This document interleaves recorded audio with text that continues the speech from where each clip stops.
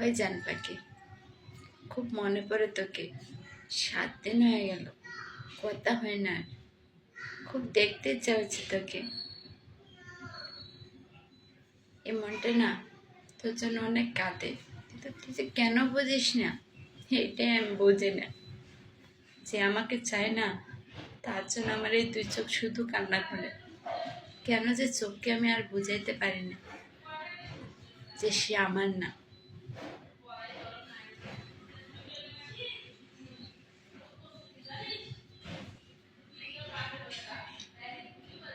আমি জানি তুই আমার না, তবু আমার মনটা কাঁদে তোর জন্য।